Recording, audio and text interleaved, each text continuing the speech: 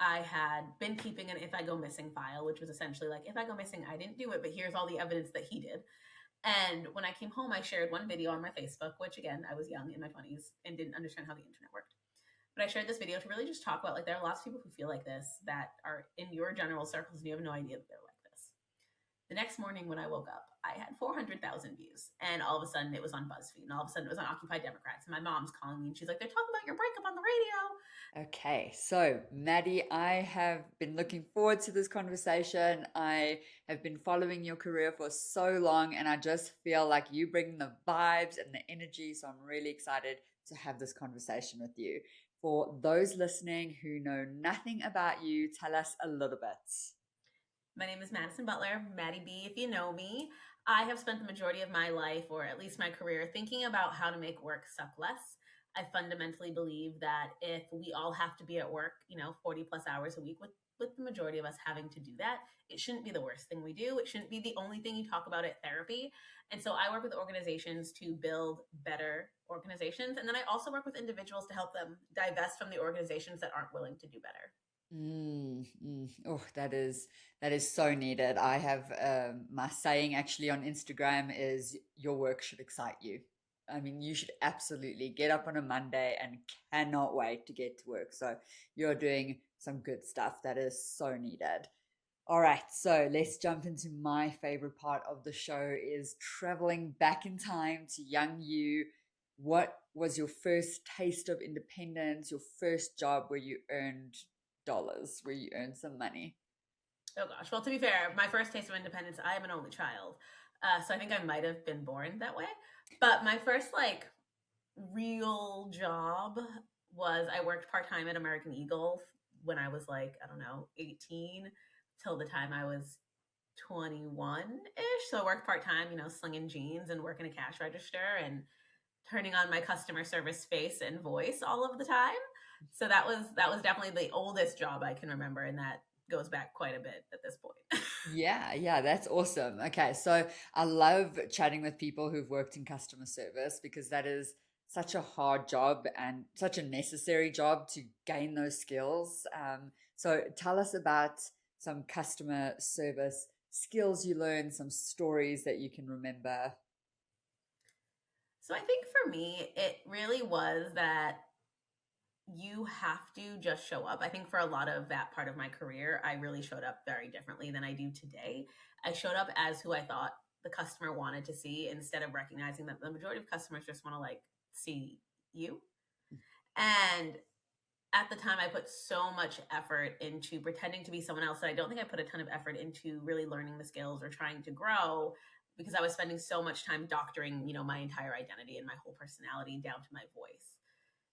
And that kind of carried through a lot of my early career, even when I left, traditional retail, graduated college, and went into a more corporate role. I found a lot of that coming with me. Hmm. Where do you think that stems from? Because, and yes, you were young, but I do see that in a lot of people, putting on the facade, all of that stuff. It's hard, it's hard to show up genuinely. So it seems like that was a very young experience for you. What do you think made you decide to, you even said up to your voice, like decide to have that different voice or have this different persona? Well, I think there's two things. The first thing is that's how this is mirrored to us, right? So much of what we learn about the world around us is learned through A, our parents, or B, what we see in media, TV, or even now the internet.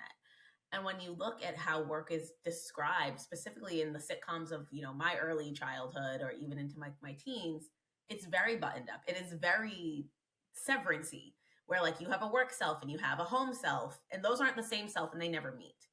And so, if that is what you were expected, how can you deliver differently? Then, on top of that, when you come from a community where you have a marginalized identity, you are already told that you are going to be othered. And quite frankly, when you're that young, the thing you want the most is acceptance. You want community, you want to fit in.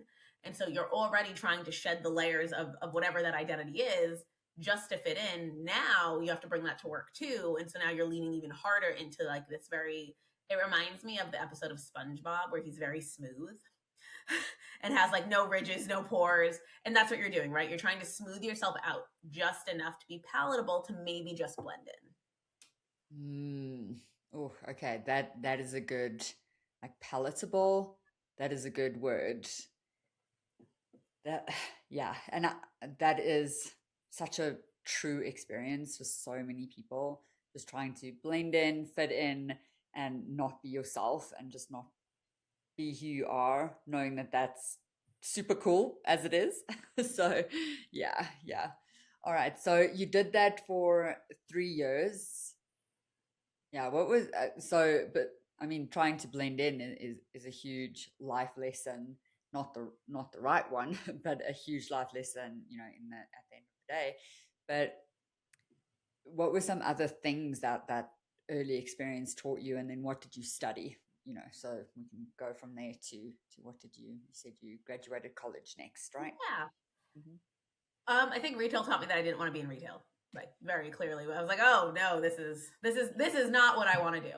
But I actually stayed in a subset of retail for a lot of my early 20s. I actually went from, slinging jeans to I joined another organization and I worked in loss prevention as a manager for several years, which is where I really learned that I really enjoyed hiring people. I really enjoyed training people. I really enjoyed developing people, which kind of led me to, many, many, many, many, many moons later to where I am today.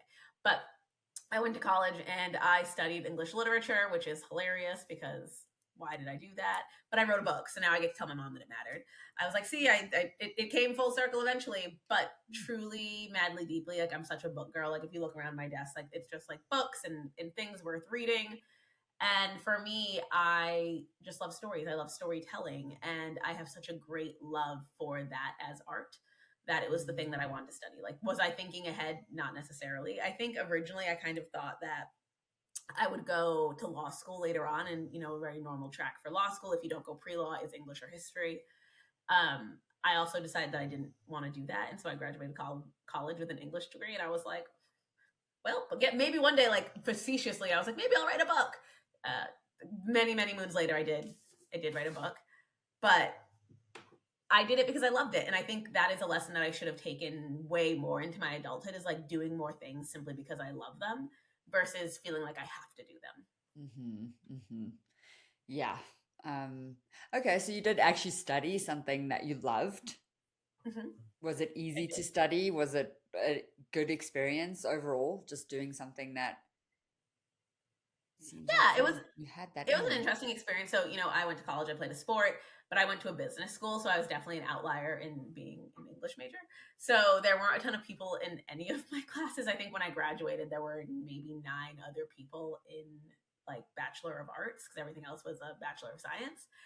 And I don't know if I would say easy, but I definitely enjoyed it. Like I'm one of those people who, if I enjoy the subject matter, it is much easier for me to like lock in.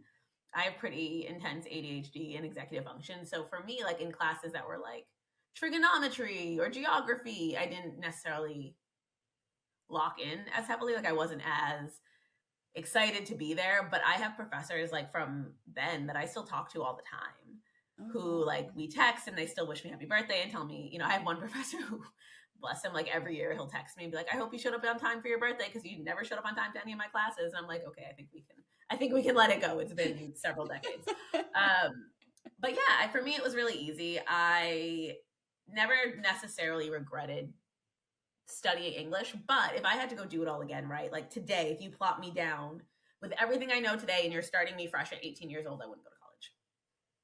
You wouldn't. Not unless I Mm. had something incredibly specialized that I wanted to do. Like I wanted to go be a doctor, I wanted to go be a lawyer, I wanted to go be a Mm. nurse. Mhm, I mhm. wouldn't say that I'm going to specifically go to college because I want a career in people operations or HR. No. Mhm, mhm. Oh, interesting take. I want to dive into that more because, yeah, I don't think I'm that far away from that. I went to college when I was 40 to do my master's, and I'm like, did I need to do that? No, I don't think I needed to do that. So don't tell anyone I because won't. Totally our secret. great.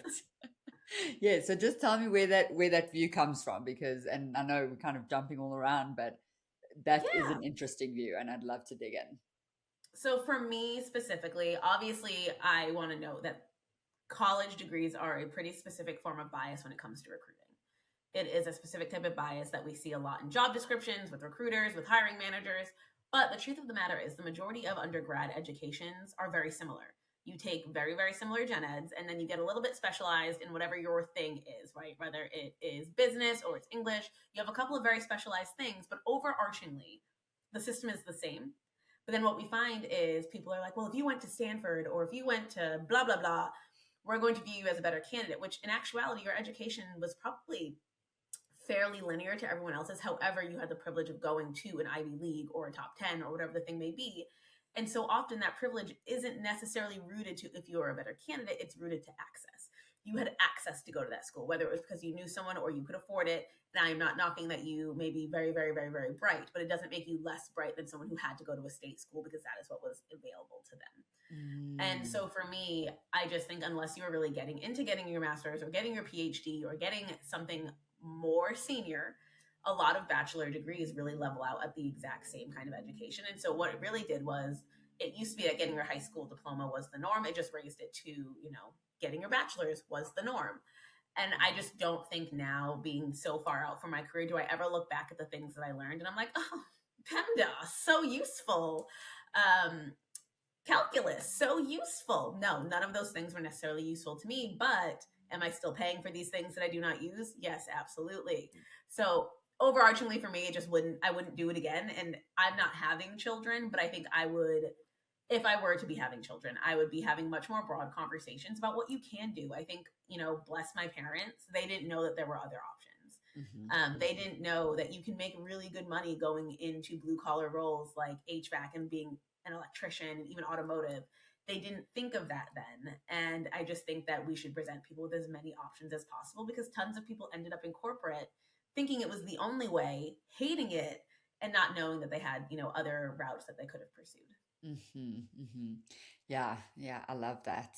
I've got two kids and I'm definitely having those conversations because my son absolutely hates school. He is super bright, but he hates it, hates going. I'm like, okay, we're going to figure something else out for this kid. So, yeah, that is such a valid point. All right. And you said your parents, and that was the thing of the day, I want to say. I don't know if it's our generation, but Mm-hmm. yeah, it was like high school, college, and if you don't go to college, then you're not setting yourself up for success. Yeah. So Exactly. I resonate with that a lot. All right. So from college, what was your first, I don't know, grown up job? So I worked in loss prevention for several years after college. Really leaned into management. After that, I took an actual like retail management role. Like I worked at a boutique here in the state that I live in. And again, I just kept like running into the same like, gosh, I really love hiring. I really love training. I don't necessarily love the other stuff. And from there, I actually found myself working in high volume recruiting. I had a contact that also used to be in retail, had moved into high volume recruiting.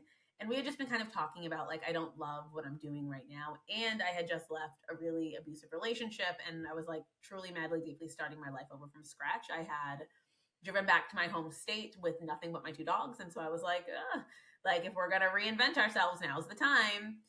And so I took this role and don't get me wrong, like didn't love it. But again, like high volume recruiting is truly like high volume sales. But I loved the outcomes. I loved that I was helping people shape their careers. I loved that I was getting to have all these conversations with people. I just didn't love maybe having 50 of those conversations a day. But that really showed me that I wanted to be in recruiting and people. And so operationally for my brain, it was a great experience. Operationally for my sense of like well-being, not so great. But that was kind of my first like jump into a really corporate job post college. Mm. Why do you say for your personal well-being it was not great, just the volume? Yeah, I think the thing I've learned about myself, right, is like I need spacers in my day.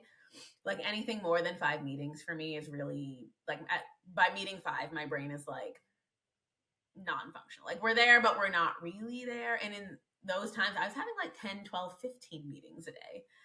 So by 12, 13, 14, 15, that person isn't getting the best version of me. They're getting like the I'm barely hanging on version of me. So then by after work, I didn't have the energy to like go to the gym and see more people, because this is in the before times. This was all in person. This was real. Like we weren't on the computer. We were face to face.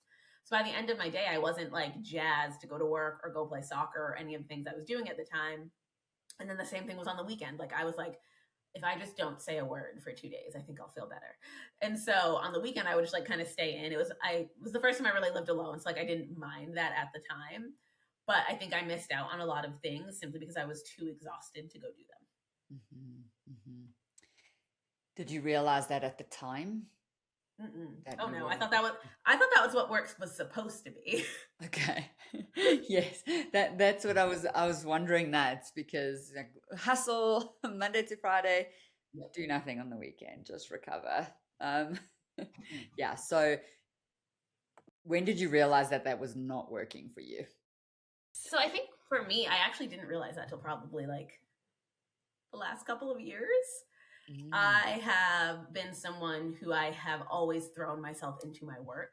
And what I've really learned about myself now is that is a form of avoiding having to deal with whatever it is you're going through. I think one of the things that we don't necessarily talk about all the time is the human experience is like deeply messy and yucky. And no matter what you're doing at work, life keeps lifing on the outside. So whether it is a really bad breakup, a sick parent, money issues, like all of these things. mm, So instead of like facing them, you just throw yourself into work more. And I kind of found myself doing that. And I really honestly don't think I hit any kind of wall until sometime mid COVID. And I was like, what am I doing? And mhm, then it's really been in probably the last 24 months that I've really started trying to unlearn those things. And I'm still not good at it. Like today, I've divorced corporate America very recently. And so I have my own business. I work for myself. But even this morning, I wanted to sleep in and I like could almost feel myself wanting to crawl out of my skin because I wasn't being productive and I was just laying there, but I was tired. And so it's definitely not something that comes naturally to me still, but I definitely took that lesson from when I was very early in my 20s all the way till now. mhm. Oh, yeah, we need to get back into that. I do just want to ask a question when you said something. You said, reinvent myself. Now's the time to do that. You had this breakup, you moved back to your parents, but you were living alone, back to your hometown. My home state. Okay, Yep. yeah, your home state. Okay, got it. Um, if someone's going through that right now, what would you tell them? What would Oh, you I'm say? going through it again. I think that is the best part of being an adult is you get to rebrand yourself as many times as feels right to you. The whole point of being a human is like you're doing this in theory, right, for the first time ever. You're not going to get it right the first time. I think that's why it's such a silly question that we ask people, what do you want to be or what do you want to do? And then we expect that to be the same forever for 10, 5, 10, 15, 20 years. What I want to do today is very different than what I wanted to do 5 years ago. So much of being a human is evolution. And so if you feel the itch or the desire or the pull to reinvent yourself or rebrand yourself, go do it. You have permission to go reinvent your life. If you decide that the life you have today is not the one you want, you get to choose differently. And it took me a very long time to learn that. Mhm. But I wish I had learned it a really long time ago because I'm just doing it now and giving myself permission. I think, again, and we can get into this later, but we're sold this idea like this is how you have to do life. You have to do the corporate thing. You have to climb the ladder. You have to do this till you die. And then once you retire, like maybe you could go do some fun stuff, but Mm, maybe you'll die first. Who knows? And I'm just getting to a point where I'm really okay not wanting to do it that way. mm, mm. Oh, so many things I want to jump into there. If I'm listening to this and I'm thinking, oh, I really don't feel good at my job. I want to quit. I just, but I don't know what's next and I'm scared and the money is stable and I need the money to pay my rent and live and, you know, eat, all that good stuff. What is that feeling? Like, when is it the tipping point where it's like, enough is enough? Trust yourself and take the leap. You know, and I know you don't want to blanket give this approach, but I feel a lot of people having that itch, like you say. But when, yeah, that tipping point, what is that? How could you describe that because you've lived it? So again, I think for me, it was very much a feeling again of wanting to like crawl out of my own skin when I thought about logging into another Slack or keeping another company's secrets or like just doing this anymore when the world is so big and so beautiful and so vast. But I'm inside sending my silly little emails, not knowing like if the world could blow up tomorrow and I'll have done none of those things because I was inside sending my silly little emails. I'm never going to be the person to tell someone to up and quit their job, but I will be the person to tell you to care less about your job. And I do not mean about the craft or your skill or how you do your job or how you touch your job, but how you think about your job. How you spend so much time thinking about how your job thinks about you, spending so much time thinking about how your boss feels about you. Because once we start caring about work outside of those working hours, right? You're thinking about work at Wednesday at 9 p.m., you're taking a pay cut because work is not paying you to think about them right now.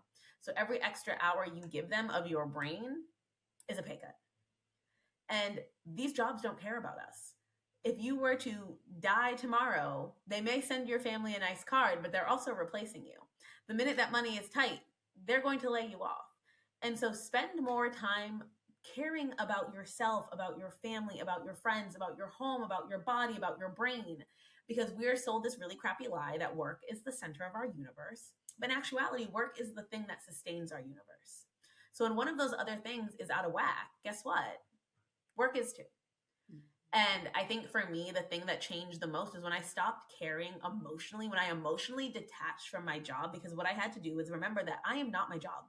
And so many of us tie our identities right to our jobs because, again, we are told to. But once I started thinking about my job is just something I do, the way I go to the grocery store, the way I go to the gym, the way I make my bed, it's just something that I do that's part of my routine. My headaches went away. My tummy stopped hurting.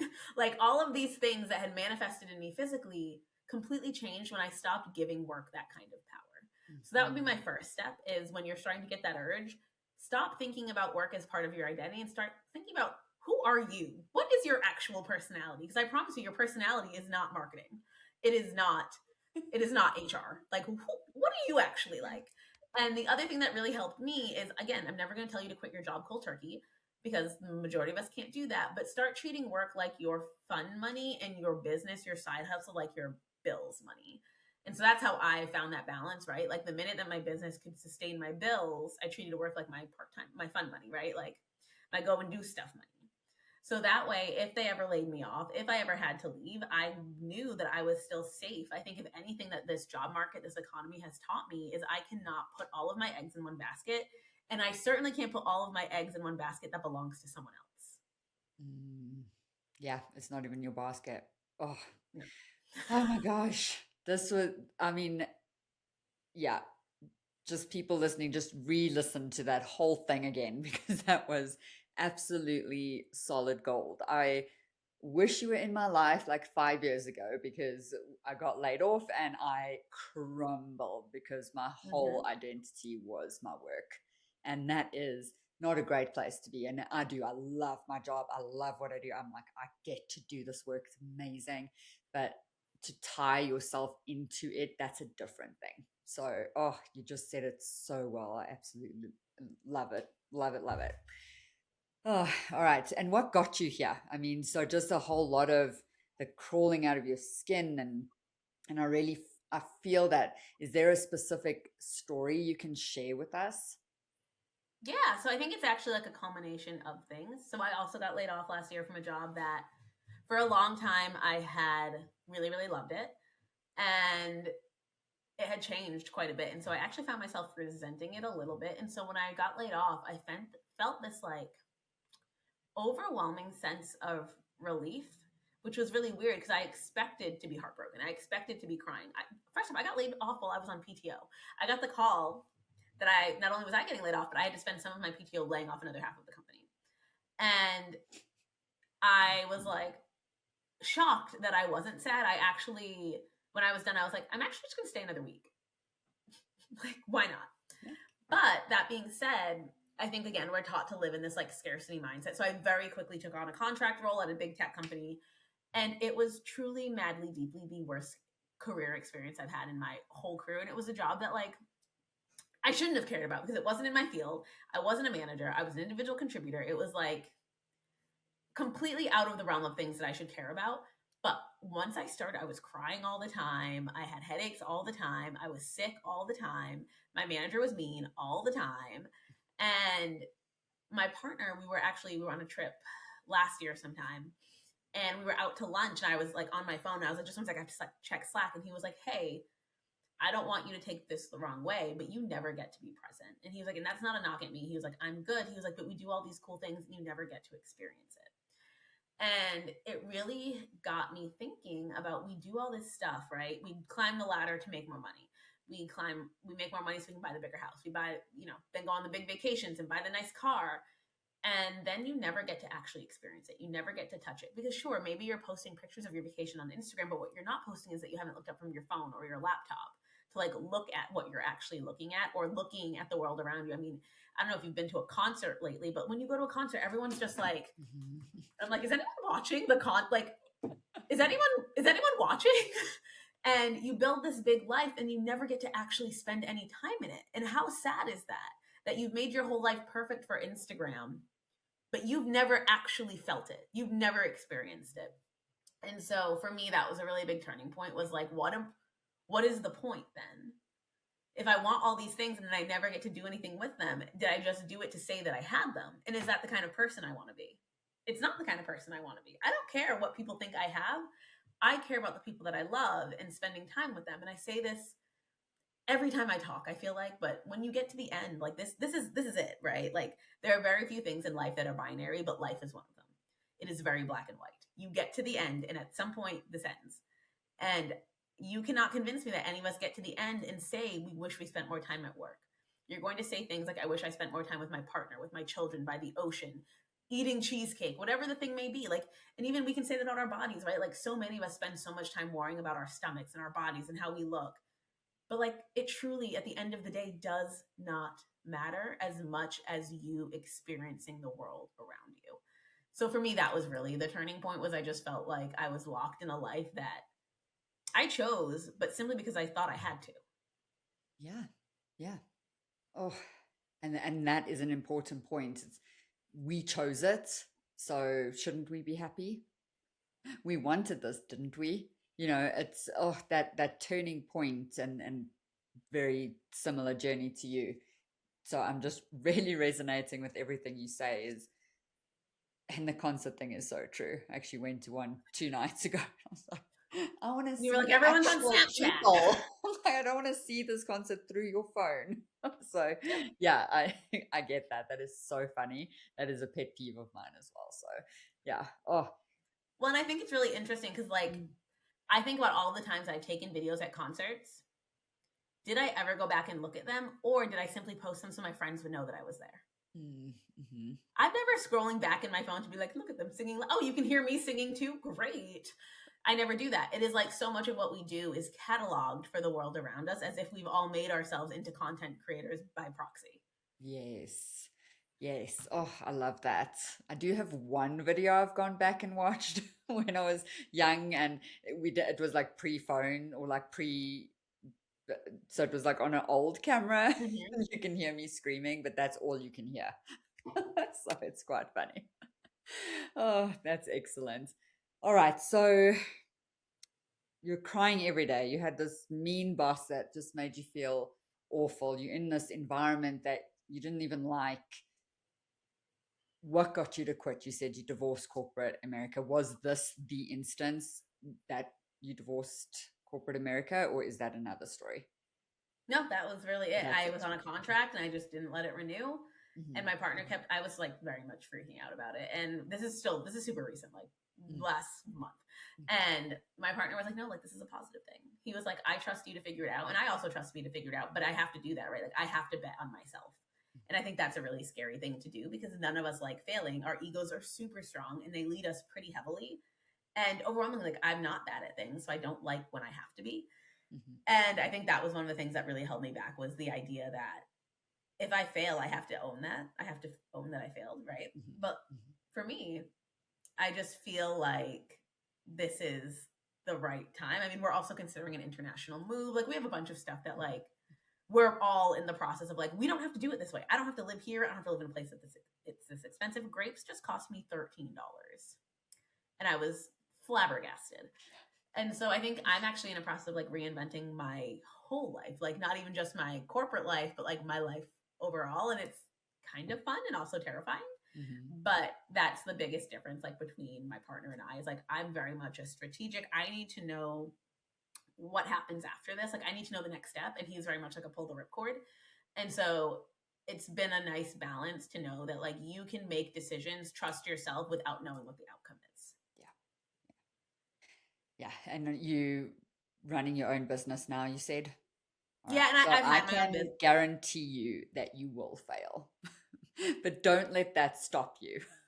Well, I've had my own business now for, almost a decade, but Okay. I've always just done it so I've always been a nine On to this, five, five to yeah. nine kind Okay. of girly. So Yeah. I've always been like doing my own thing on the side all the time. Hmm. But I was like, Good oh, for like you. imagine how much of That my is. life I get back if I just do this 9 to 5 instead of doing both.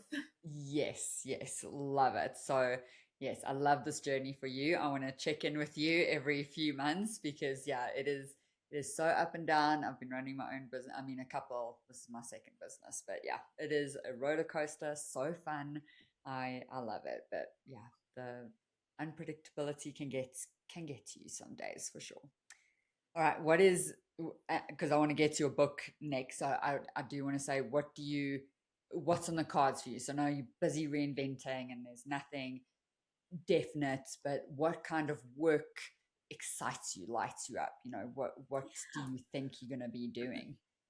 So for me, the thing that I've always done around my business is fractional work. So people who are maybe not so big that they can bring in a full HR team, but still want to think about what it means to be an organization that feels good. I'm a really fundamental believer that culture is how your team feels on Sunday nights. It's not pizza parties, it's not happy hours, it's not even raises. It is how do they feel to be here? Because how many of my friends on Sunday night, it doesn't matter what's going on. They could be out at a bar and all of a sudden they're like Cinderella, like the clock strikes 9. They're like, crap, I have work tomorrow. Mm-hmm. And is that really how you want your employees to live? And so I tend to work with companies who are Series D and younger, really just making sure that they build safety and equity and fairness right into the foundation of their business. So many companies think that this is an HR problem or a recruiting problem or a DEI problem, but it actually has to be woven into how you make decisions. And so that means it has to be woven into your business strategy. It is a business strategy more so even than a people strategy.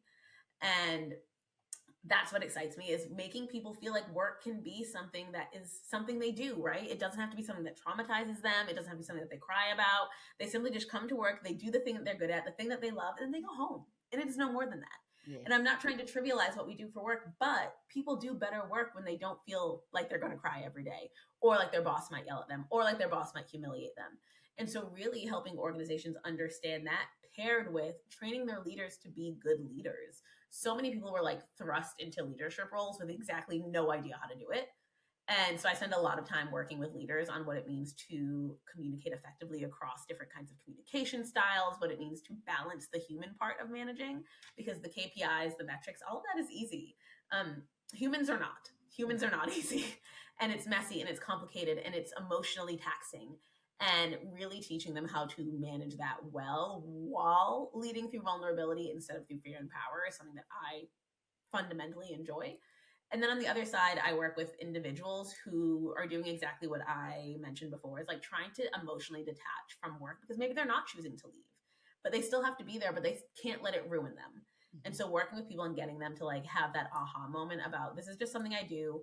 How do I take the emotions out of out of the equation? Yeah. Yeah. That is good work. That I love it. So tell me about the book. I know you showed it to me. I need to know. Here she is. Someone tell my mom my English degree mattered. Love it. But really what Absolutely. so my book is called Let Them See You, Yes. Empowering Change Through Authenticity. And what that really is for me is you cannot be a safe space for others if you are not first a safe space for yourself. This is your longest owned piece of real estate, your longest investment, your best investment, I would even say. But so many of us don't spend nearly enough time looking in the corners. I own a 60-year-old home. I've had to look in every nook and cranny of this house to make sure it doesn't fall down on top of me. But we don't often do the same things with our bodies, with ourselves. We avoid the things that look scary. We avoid the dark places, the shadows, the things that we feel shame about. But how much better would we be if we were willing to look all of our parts directly in the eye and say, I accept you, I love you, I appreciate where you've gotten me today. Mm. But we live in a world again where you can scroll your way right out of having to have feelings. So either you're, doom scrolling or Instagram or TikTok shop, whatever the thing may be, to avoid having to have those conversations. And how can you truly lead a team vulnerably if you are not willing to be vulnerable with yourself? And so for me, a lot of that book is exactly what I had to do. I spent a lot of time running from exactly who I was. And it took me a really long time and a lot of really hard conversations that felt crappy, that didn't necessarily feel good, about how the harmful things I believed about myself inherently meant I also believed them about others. Mm-hmm. And how do you unpack that? Because not only do you have to admit that you caused yourself harm, but you caused the world around you harm. And the majority of us want to be good people, right? But what we don't learn is that that's not binary. You're not a good person or a bad person. You're simply a person who will do good things and bad things for the rest of your life.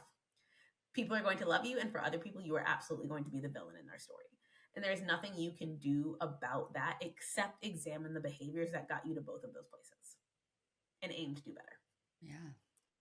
What got you to write it? Was there a moment in time? Was there a long lead up? What was your process to decide, okay, I'm going to do this? So I think I get a lot of questions from people who are probably the generation older than us, like Gen X and boomers, kind of ask me, like, how did you figure this out so early? And I feel like I figured this out really late. But what if I had figured this out at 15, 16, 18? How much trauma would I have avoided by knowing that I could just be me and that was enough? And for me, I wanted to be able to have that conversation. So when I wrote this book, I really wanted to feel like you're sitting down and having a conversation with a friend. I don't want it to feel like a lecture or like you're being talked at or like a really prescriptive self-help book. I wanted to feel like you were sitting down with someone you knew and they were saying, hey, you're enough and that's okay. But you also have to acknowledge you haven't always been great. But that version of you was simply doing what they could at the time with the tools they had in their toolbox. And that's the really beautiful thing about being a human, is every year you get new tools. Every year you learn new things. So I hope 10 years from now I look back at this version and I'm like, ew, what was she doing?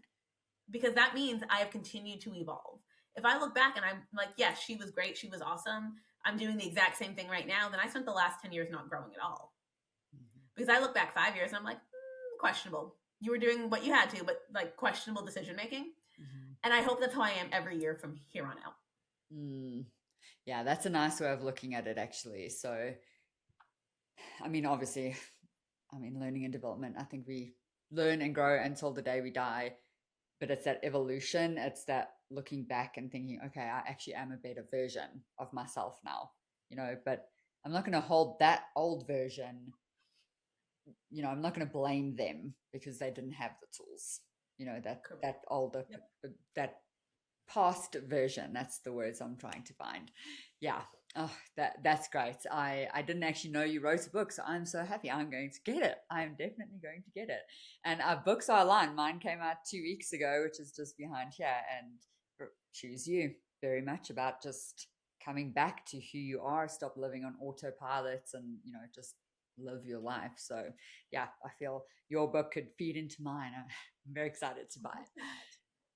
Yeah. All right. So, oh, I love this stage of life for you, that you're just getting to figure it out and kind of blowing with the wind, which I'm feeling is not your natural state, but where you are in life right now. What's scaring you and what's exciting you? I think honestly the thing that scares me the most is the international move. And like, what if I hate it, right? Like, what if I do all this and I spend a bajillion dollars to move my dogs to another country and then I hate it, or I'm homesick, or whatever the thing may be? My partner decides he hates me and now I'm here alone.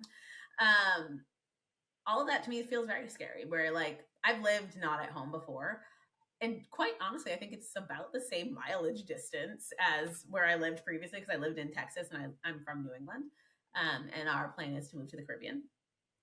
But I just think that's a big, like, what if? Like, it's a brand new culture, brand new languages, brand new currency. It's just very different than the world I've lived in thus far. And I think for me, that feels much more unknown than, moving to another state. Yeah.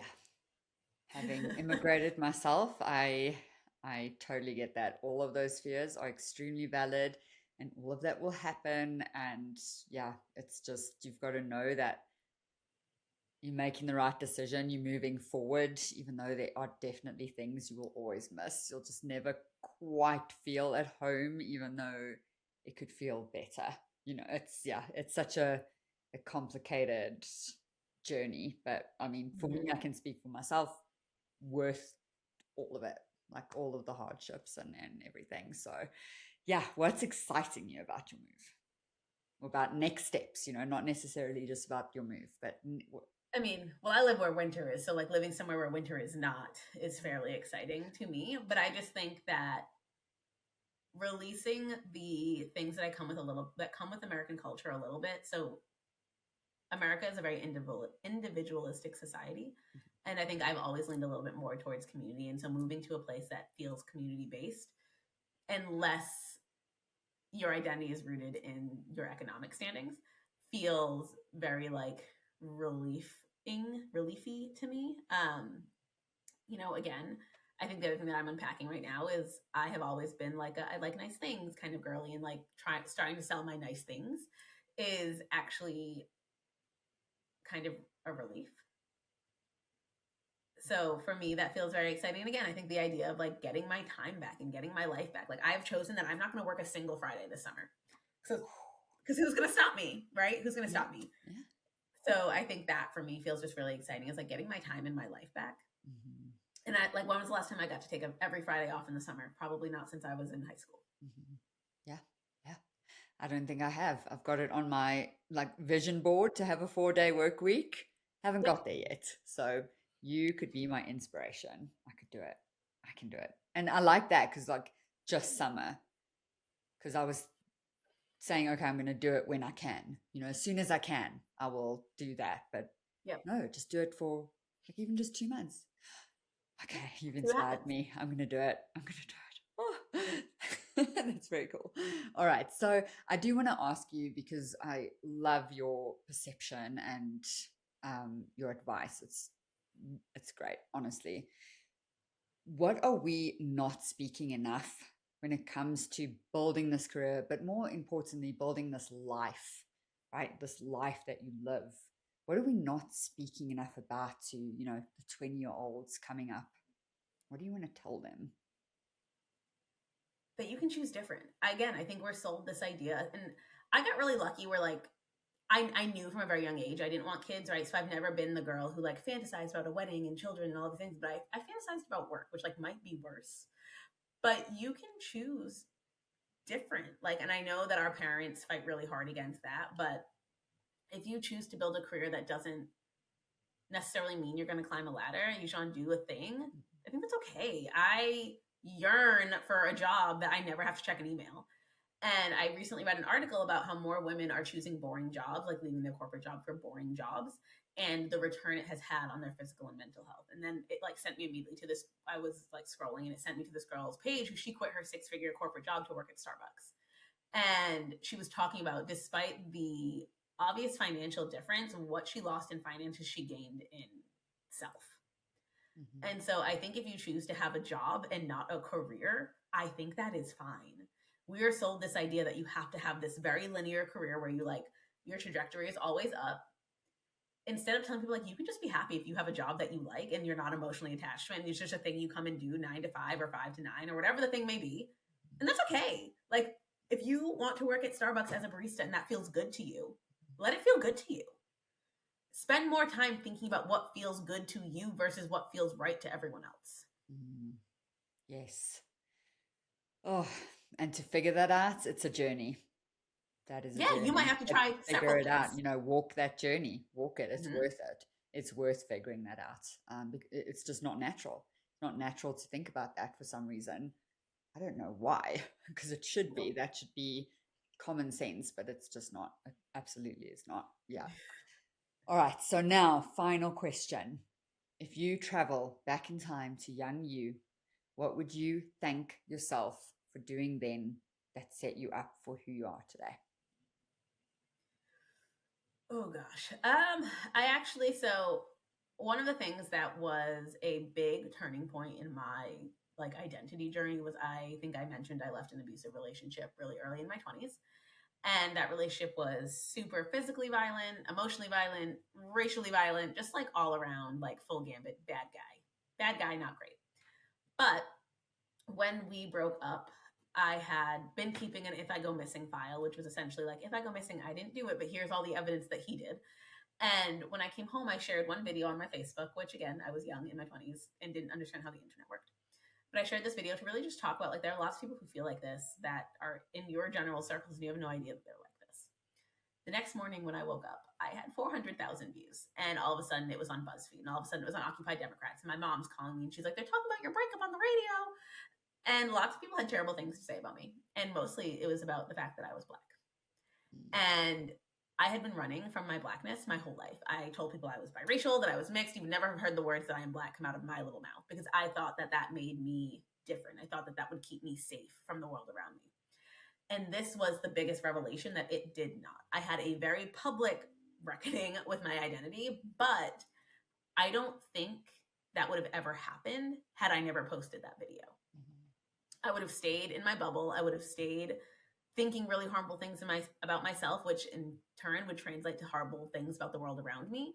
And I would have never been gifted the beauty of thinking of my Blackness as the most beautiful thing about me. And so I'm very grateful for that version of me, even though right in the moment it was fairly traumatic. And I just don't think that I would have ever ended up here without that experience. Yeah, that really matters. Some of our hardest times is when we bloom and really find ourselves, find who we are. I'm also grateful, not grateful that that happened to you, but grateful of the outcome of that. Yeah, because I truly do feel your realness through a screen on social media. That's why I reached out to you, because I just absolutely like connect with you, you know, even though we've never met. So it's wonderful. You really do have a wonderful energy and just very real. Like I feel like I know you, even though today is the first time we met. So yeah, it's working. It is working for sure. I'm trying. All right. So to wrap up, we know to connect with you on social media, but I would love to know who should connect with you and why should they connect with you? And you have said a little bit in the show, but let's just wrap it up there. So I actually have my own podcast as well called Crash Out With Me. And it is just a reminder that we're all crashing out about something. We are all got something that we've got going on big in our brains. And so if you feel like you're crashing out and you want to figure out how to make that crash out strategic instead of like blowing up your life all at once, let's hang out. That's, you know, what I focus on is like, how do you turn that like moment instead of a big giant blow up, turn it into a strategy? Because when your body is telling you something, it really is telling you something, but you don't need to like do it all at once. And again, if you are just looking for someone who wants to be with people and in community with people who get you, who see you, I promise to always see you for is exactly who you are. And if you're looking to, you know, maybe make some men angry on the internet, I'm pretty good at that too.